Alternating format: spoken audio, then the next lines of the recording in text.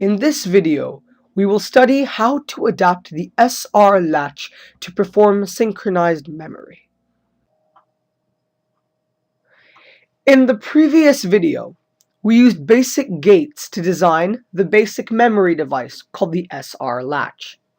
The SR latch has a hold function that causes the device to store, or latch, one bit of data following a set, or reset.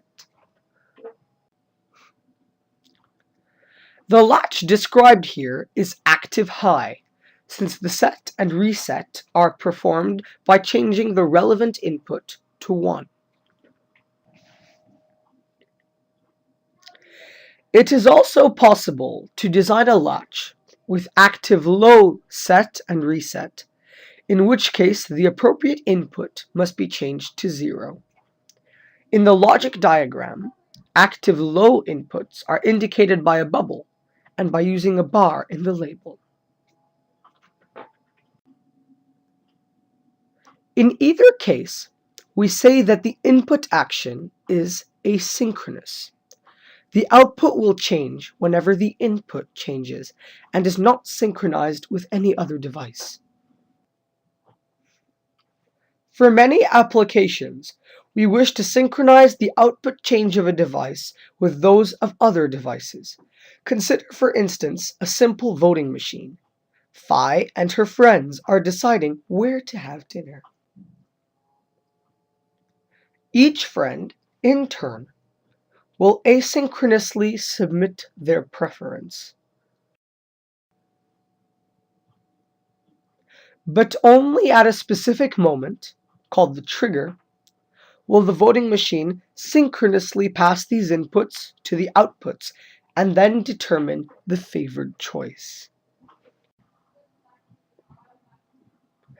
The set and reset functions are now said to be synchronous because the output will change only at the appropriate trigger. The control input providing the trigger is called the clock. In the logic diagram, the trigger input is denoted by a triangle.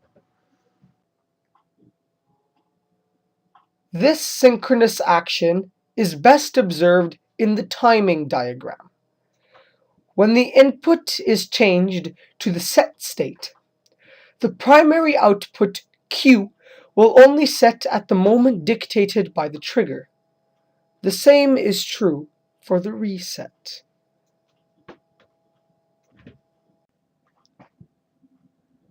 For this reason, this operation will be called synchronous set and synchronous reset. The trigger is provided by the clock input. The clock input is a cyclic signal that is common to all devices in the network and whose frequency thus determines the speed of the network. The trigger occurs at a precise moment of the clock cycle. In this case, each trigger corresponds to a clock transition from 0 to 1. This is called rising or positive edge triggering. Rising edge triggering can be indicated in this way in the function table. Alternatively, the trigger can be designed to occur at the 1 to 0 transition of the clock input. This is called falling or negative edge triggering. Falling edge triggering is represented by placing a bubble at the clock input. Note, however, that the clock label is not represented by a bar.